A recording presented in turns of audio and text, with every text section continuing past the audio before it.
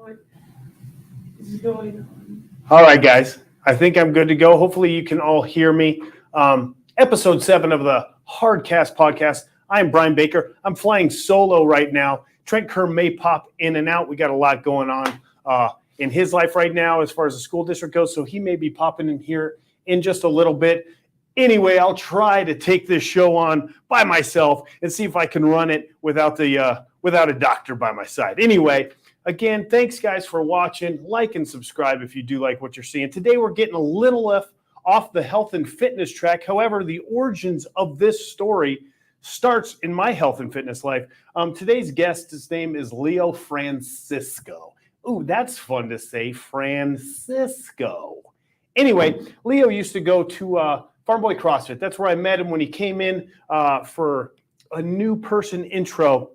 And he came in, wanted to get fit. He was a member of our gym for years and years. And this is where the origin of this story starts.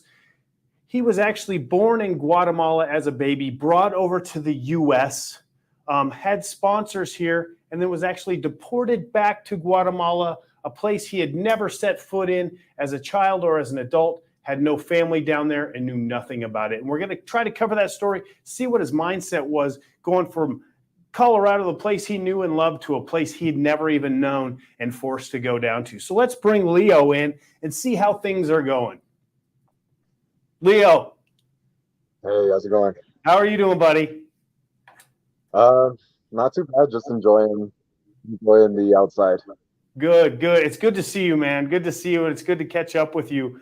I was just kind of explaining your backstory. I think you heard the origins of our story starts at Farm Boy CrossFit, where we met, where we enjoyed fitness together. We enjoyed competitions together. We did a lot of things together at that point in time until you were kind of rudely uprooted and sent to a country where you had no family and you had no memories of, correct?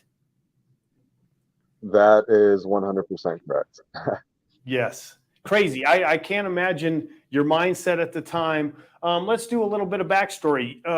So you were born in Guatemala, which you don't remember, correct? And then you were brought up here by your mom and dad. Yeah, I think they brought me over to the U.S. when I was like 2 or 3. So okay. I don't have any memories of that time.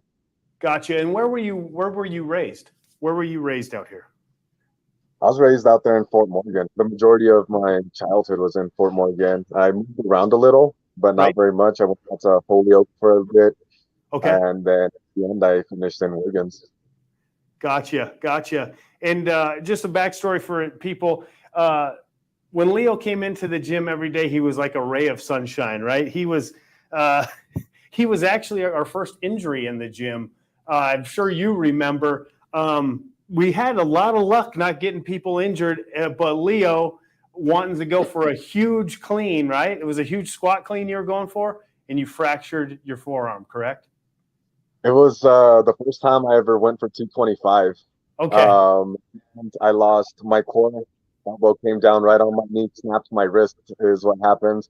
Right. I didn't think I snapped it, so I tried doing handstand walks. Right. Handstand walk.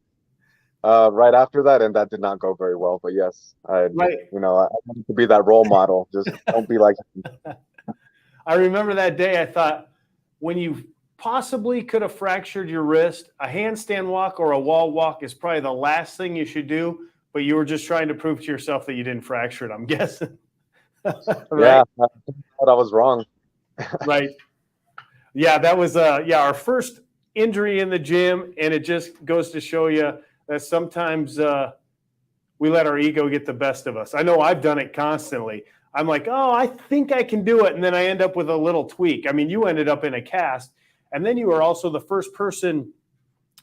It was kind of a blessing and a curse at the same time, because you were one of the first people that we had to like really, not really scale our programming to, but switch it to where it was mostly one-sided dominant, because we tried to really get that crossover work with you where we just worked you that one arm a ton, right? Yeah, we stayed away from anything that was really grip intensive. Right. So, you live and learn. I've tweaked myself a bunch of other times, and I've had to learn ways to work around it. So right. So part of speaking it. of ways to work around, so you're brought up in Colorado, you're raised in Fort Morgan, and your mom and dad are your what we call your sponsors, right? So that's what keeps your ability to stay in the country, even though you might not have known that your whole life, right? You just thought you were good to go. Yeah, that pretty much sums it up. Right? Yeah. So you think you're good to go. And not to bring up bad things, but your mom and your dad end up passing away, correct?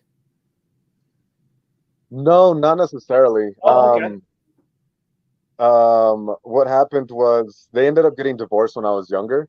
Okay. I think around 9 or 10 when they got divorced. My mother left, so it was just me and my dad. I was mainly raised by my dad, Right. and from 10 to about 18, I think it was 2010 is when he passed away, and that's where I kind of found myself in limbo for a while.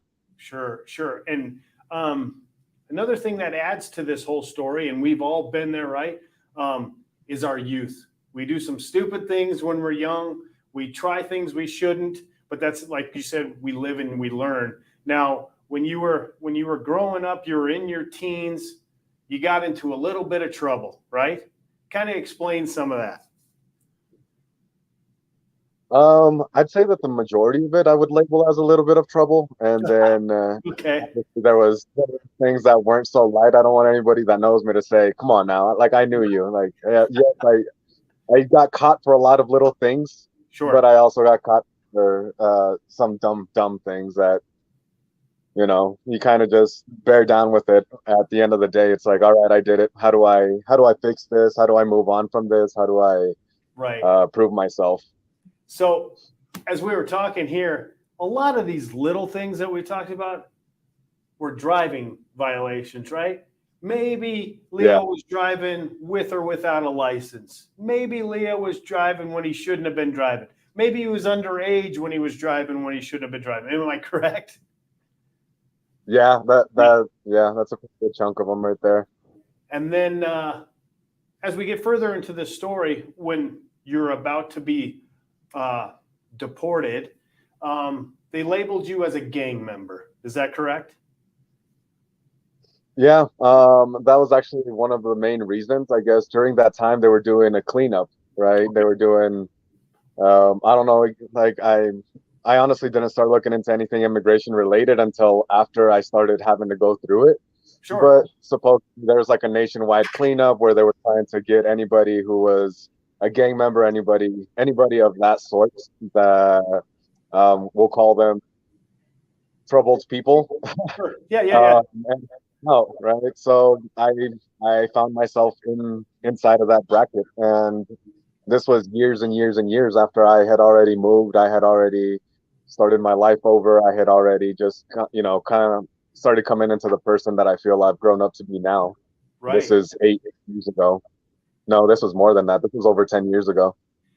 And so I didn't even know there was real active gangs in this area. You know, I work up in Denver. I know there's gangs up there, but as far as Fort Morgan and Morgan County goes, I didn't know there was real active gangs to clean up. But I guess so. So anyway, so your dad passes away in, you said 2000. When was that? 2018? Did you say? 2010. 2010 is when he passed away. Okay. So how did this all catch up to you then? Because I know we met in like 2011 and then you were a member of the gym for a year. So how did this all catch up to you? Honestly, I don't know. Okay. It came as a shock to me. One day I just happened to be at the house Right. and I woke up because I heard my name. Right. As I wake up, I open my eyes like everybody else when they wake up, and I Right. sat up. As soon as I stood up, I have like 3 or 4 agents in there, just kind of surrounding my bed. Like, "Are you Leo?" I'm like, "Yeah." They're like, "We need you to come out to the living room." So I went out to the living room, and there was another 2 or 3 there. And What? then outside, like it was a big thing, which really surprised me. And I remember making the comment. I was like, "Guys, like you guys could have called me, you could have sent me an email, sent me a letter, something. Hey, be here at this time. I'm not hiding from anything. I'm not doing anything wrong." Right. But this was super exaggerated. And I don't know, maybe they just didn't know how to handle apparent gang members or whatever they wanted to label me as at that moment. Right. But And it was a big. They had sheriffs out there because I don't think they can handle anything in the county without the sheriff. They had ICE out there, and it was, I don't know, it was a bit much, in my which, yeah, opinion. I would say it's a bit much because we had known each other for years at that time. You were working, you were living with a nice family that were close friends of yours and close friends of ours. And you were going to the gym. That's what you did, right? You went to the gym, Yep. you worked, and you stayed at home and you helped with that family like that.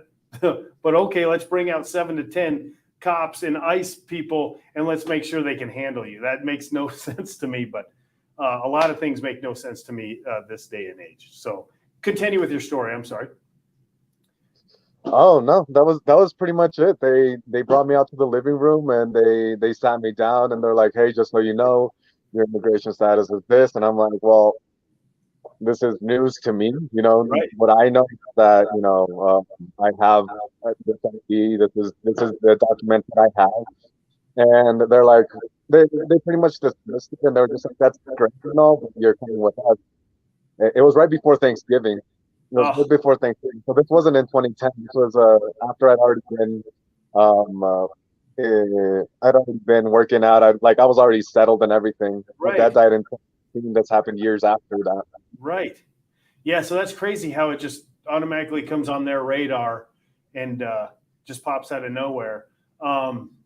So from the time that that you get rudely woken up by these guys to you're actually on a plane going to Guatemala is, and let me just remind people, this is an individual that's being deported years after his sponsor dies, is told he's going to Guatemala where he's, as an adult, never set foot in and has no family, right? Knows not a soul in Guatemala. What's that time frame from getting woken up to actually getting deported? I'd say about 2 years. Okay. So maybe yeah. It was at the end of the day, I feel like it's always going to be a war of attrition. What's that? Say that again. I'm sorry. It's always going to be a war of attrition. Yes. Whenever you have kind of a legal, whether that's local or whether that's federal, whatever it is, it's always going to be a war of attrition because you need to be able to support yourself and stay and keep up your side of it. Right. And that was one of the biggest discouragers. Like I'd taken several different avenues to try to stay. I even reached out to my mother, who we weren't very close, especially after everything happened, and like nothing really worked out. I ended up just one day saying I got tired of it. Sure. The uncertainty, the whole it was like a threat hanging over you at all times. I bet. And even at that time, you're not free or anything. So I don't know. I got really tired of it, and then one day I was just like, you know what, I'll figure it out, because that's always been kind of my attitude. Like, I'll figure it out. Whatever it is, I know I'll get through it. And I was like, okay, I don't want this to reflect negatively on me or anything. So how do I make this as easy and as positive as possible? So that was about 2. And I know when you were about to leave, you were given a time frame too, where you were forced to go to Guatemala, and you weren't allowed back in the U.S. for how long was that? How long did they say? It was years, right? Yeah. It's either 5 or 10 years. Yeah, I remember it was a number that was like super exaggerated. I couldn't believe it. I mean, it was a shock to everybody. It's a shock to everybody at the gym. Because like I said, you're like a ray of sunshine, one of the most positive people I've ever met. So when I knew you were getting deported down there, I knew you would make it, right? Just because you do have such a positive attitude and a positive outlook on life. But when you're boarding that plane and you're leaving everything you know, where's your mind at? What are you thinking? You're not really thinking of anything. When I did it, it was just kind of like I zoned out. Right. Yeah. Got on the plane and I was in home, and then I wasn't. Right. And But what do you think? I mean, I guess you're just in survival mode at that time, probably just making it day by day. Hey, I'll figure today out, and then I'll figure tomorrow out when tomorrow comes. I imagine. Well, I can't imagine. Let me just put myself in your position. I can't imagine how that happens, being ripped from everything you know.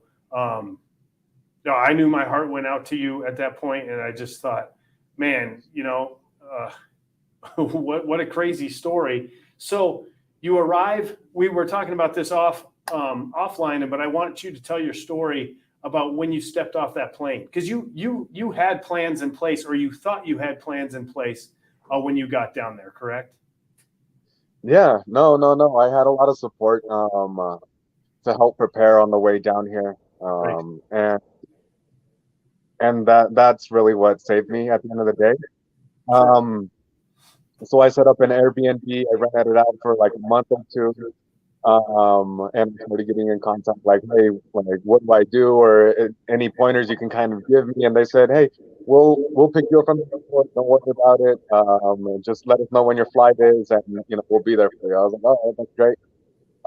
And obviously you get the usual warnings. And don't talk to strangers. Here it's in case like people weren't aware that there's a third world country. It's considered a third world country, but it depends on where you live for the Right. most part. But in the city, it's particularly bad. So you have like kids shining shoes, you have panhandling from kids, things like that. Sure. They kind of just like, don't contact anybody, don't give anybody money, even if it's kids, anything like that. Just hang on to yourself and you're with us. And I did exactly that. When you get to the airport, there's not always like all these. It's not like a U.S. airport where you can say, oh, you know what, let's eat something here, or let's sit down here. It's not one of those kind of airports. Yeah. And so you pretty much get ushered through to get outside. And I got ushered outside, and I had nobody waiting. I was like, okay, we'll give it 10 minutes, 15 Right. minutes. Right. Like that's we give it 30 minutes, an hour. I think it wasn't until like at around an hour, hour and a half or an hour and a half to 2 hours where somebody finally showed up. And that was super relieving, but at that time it was just a huge eye opener. It's like, especially on a new place, you haven't talked to a single person. You don't Right. have the current, you don't have a phone, you don't have anyone to communicate with anybody. You're automatically a stranger. You're an outcast because the Spanish is the same, and it's just Right. like you knew Spanish. Where would you want to go? Like, hey, I need to X, like mind completely. So I kind of just had confidence that something would happen, or that I would have eventually figure it out. So I just waited, and then just showed up a little while later. So that was my first impression of it. Yeah. Yeah. And what a rude awakening, right? You're from a comfort zone to totally out of your comfort zone, and nobody's going to help you. What I thought was crazy, and I think I probably knew this, but you spoke Spanish when you were here. But when you go down there, I don't know if it's correct terminology, but it's a totally different dialect. Is that the correct terminology? It's just a different type of Spanish, right? They have their own like Yeah, regional flair. Yeah. exactly. It's like talking to somebody from Alabama and California and Texas. There you go. And, like it's pretty much the same thing. Down here, there are different dialects Right. because a lot of people are still holding on to their indigenous identities, right? Sure. Yeah. Yeah. Yeah. We really don't want to eradicate it, so they're trying to continue that tradition of teaching them different languages, or at least the customs, or making them familiar with it. But Right. there's dialect, and then there's other almost languages, like Gotcha. So, how long did it take you to start getting comfortable and fitting in? Was it when you got your first job down there? It was when you joined your first gym? Because I know it didn't take long for you to kind of find a home as a gym, and you started CrossFit back up. You started coaching. Was that when you kind of involved yourself in the community more, or was it more work that involved yourself in the community? When did you start feeling comfortable? It took a while. I joined the community, but just because you're in the community, it's like being in a crowded space, Right. by yourself. Right. Feeling lonely in a crowded space is what it is. But I did join a community down here. I got a job working as a coach. They really liked, all the fundamentals that we had, which I used to be, farm boy Yeah. since day one, and everybody I think I'm like, oh, that's my OG coach, right? Like, you just have no idea the amount of time that we would spend in the gym just trying to correct each other and make sure that everything is right, or Right. the different things we would just throw out just to see where it would land. But once I joined down here, I could feel a little more included, and it gave you that excuse to talk to somebody, Yeah. right? Because I think people in general are just very reserved unless you have something to do with them. If you work with them, if you work with them, if you like the same music they do. And that was a big opener, and that's why I've always stuck to CrossFit. Right. Tried doing the normal gym. I've tried doing the solo training, but it's just not the same without the community. Right. And Yeah. we got a job like in a month, in less than a month, I think, just to start doing that, to start building my days was where I Very cool. started. Very cool. And I remember, I mean, you got your level one when you were up here. We went to Olympic certifications when you were up here. And man, we were so excited to get you as a coach for Farm Boy. And it wasn't long after that you had to leave, is when you got your level one and your coaching certificates. But yeah, when I saw you down there doing your coaching, I thought this is awesome, right? CrossFit is a total global sport and methodology, and you're still doing it now, correct? Yeah, I actually just got back to it. I focused a lot on growing as a professional. Sure. Yes. So I did take plenty of time off because once you're focused on something, you have to be focused on it, especially if you're learning from zero. So I got an opportunity to kind of move jobs. I thought it was a job, it turned out into a career. So I put all my energy into learning more about it, seeing how it works. So now I'm currently a data analyst, but I Awesome. came back, moved to Antigua, which is where I'm at now, about 6 months ago. The first month it was just to get settled. The second month I started looking into where I could work out, and by the third month, the gym that I had joined, the box that I had joined, the owner was like, "Hey, I hear you used to be a coach. We're actually Yeah. looking." So Oh, it works awesome. out. Not what I wanted to do at the moment, but it's what I needed. Yeah. Because I want to be the kind of coach that people are looking at like, dude, do you know how bad he was 6 months ago? Right? Like when I first started, I was dying doing like 10 burpees. I was so out of shape. I knew what I had to do, but my body wouldn't cooperate. My lungs Sure. were burning. Now I think I've elevated my fitness a little more, so I can tell people like, hey, don't give up. It's just a matter of being consistent. It's a matter of doing the best you can for that day and having a game plan. Absolutely. Absolutely. Yeah, that's a great story. How we come back to and from a lot of times. Like you said, you had some professional stuff that you wanted to concentrate on, and it sounds like you're thriving down there. Now, when you let's compare. Well, let me get to this. Like the U.S. borders are fairly open now, right? Like people are coming, like flooding into the U.S. Do you know anybody that's done that? Have you thought about coming back? What's the whole I don't know, people's opinions of that U.S. border going on right now? It's not really something I keep an eye on anymore. Right.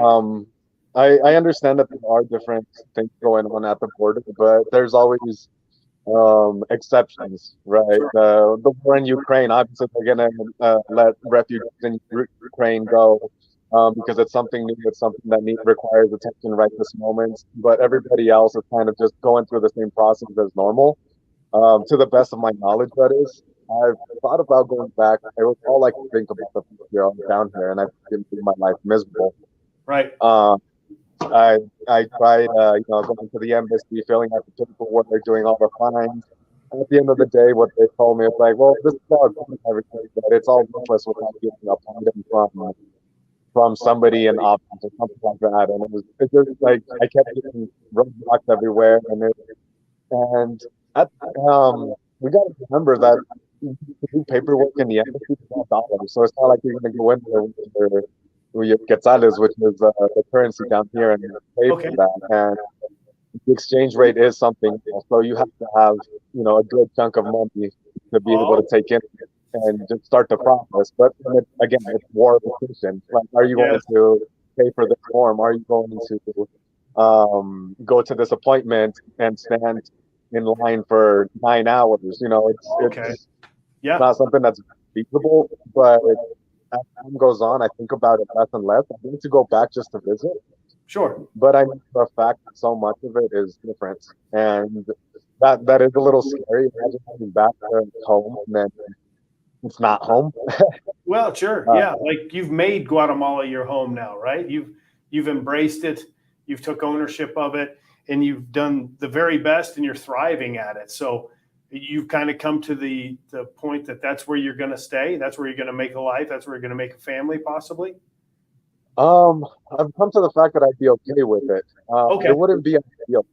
Like, Okay. I would be okay with starting a family down here and living down here as long as I was able to keep my situation in a good area. Yeah. But I'm always open to going to a different country just to see what it is. It just opened my eyes that I'm not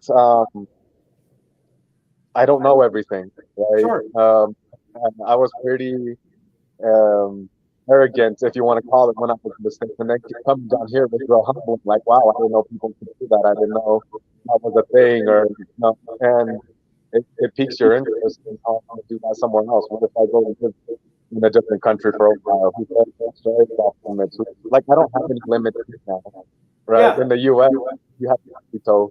Well, I had to tippy toe everywhere, and now I'm out here where I feel like I'm considered an individual. I'm not considered by the government as almost a subcategory. Right.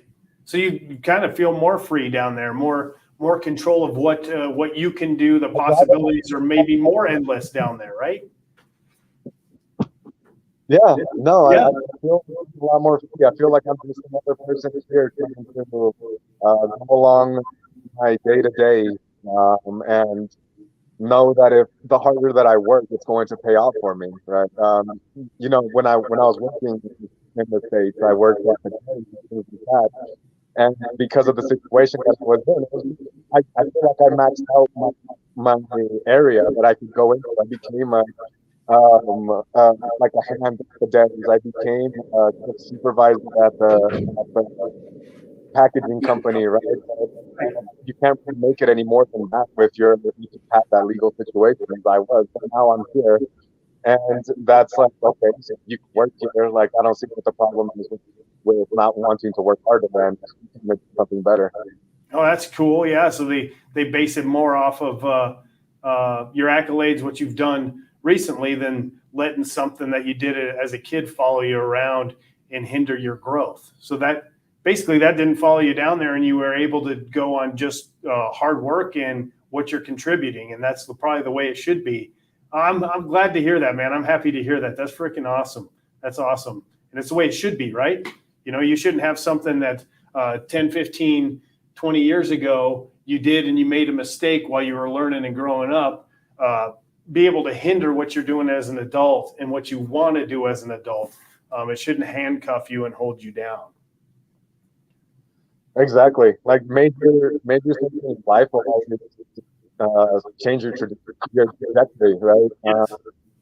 Who knows who I would have become or how I would have been or how I would have lived if the immigration issue would have never came up. Right?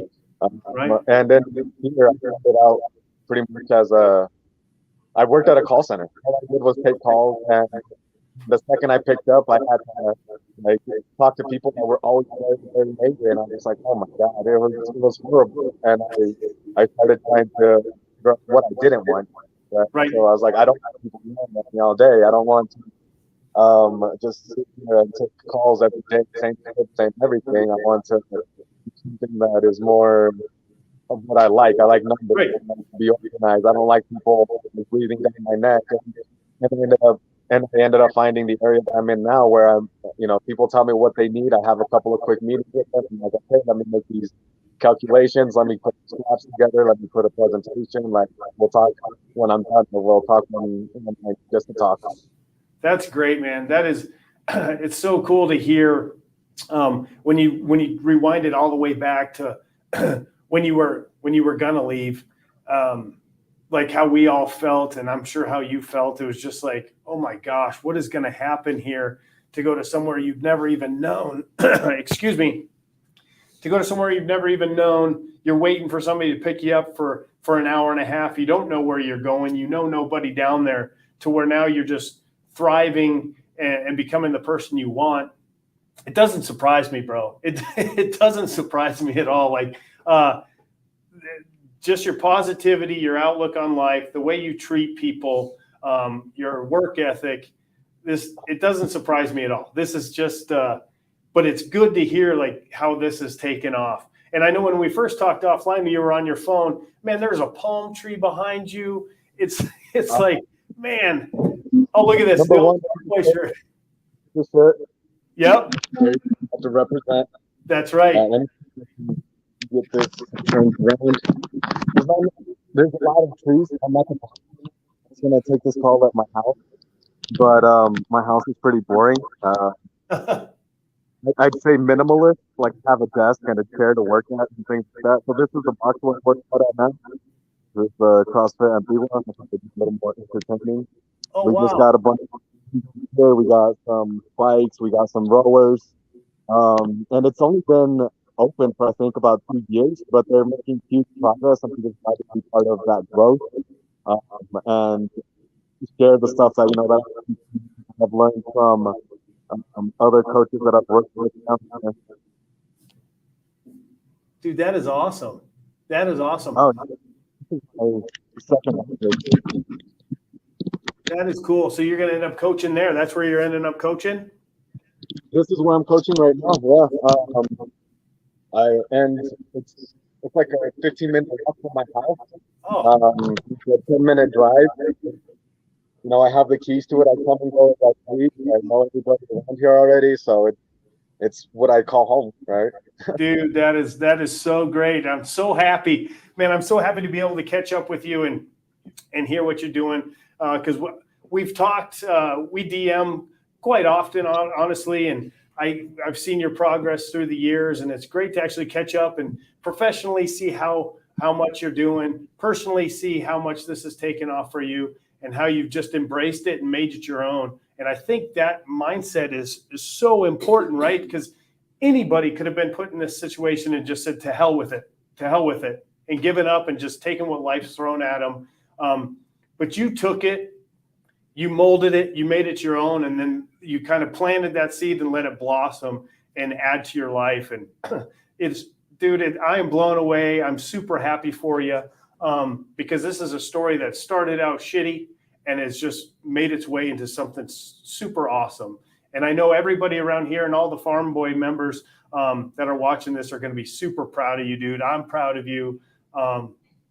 It's just a great story, right? It's a culmination of hard work, dedication, and a positive attitude. Yeah, you got to get shit done. I don't know if I can say that on the podcast. But you got to figure out how to get stuff done. You're not allowed to complain unless doing something about it. Right? It's the way that it is. It hasn't been on the straight and narrow the whole time. I failed a lot of times. Let's say 2 years ago, right?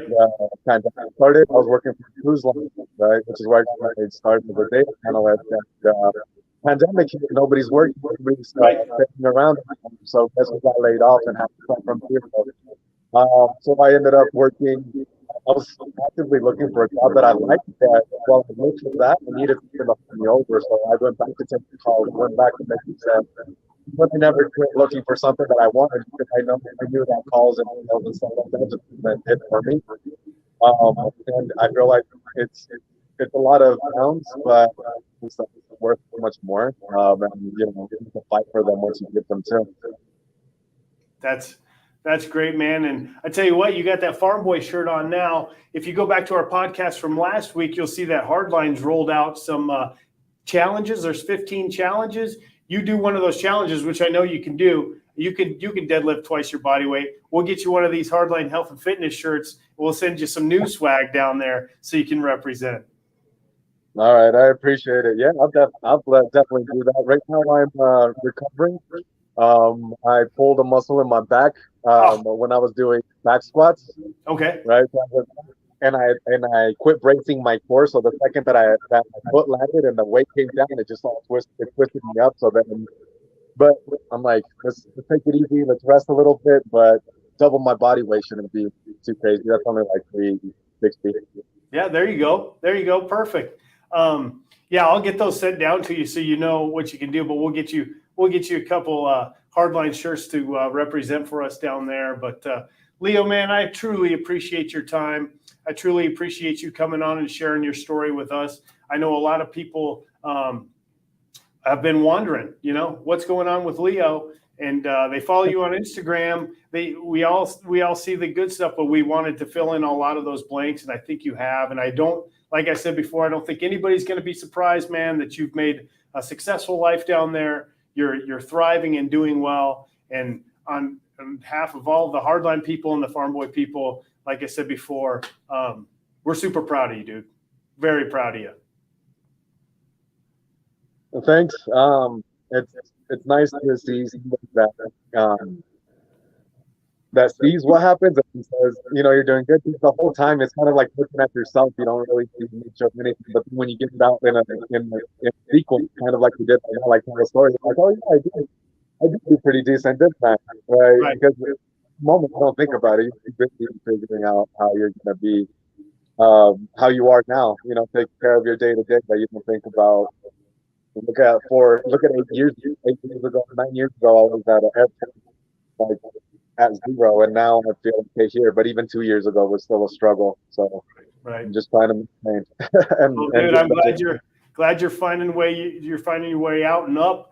And like they say, man, tough times come your way. The only way's through, right? That's the only way is to get through it. So I'm gonna again say thank you very much. I'm gonna say goodbye to you, and then I'm gonna wrap this whole episode up. So if you want to keep listening, go for it. But we'll have you back on, and we'll catch up for soon, pretty soon. Thank you, Leo.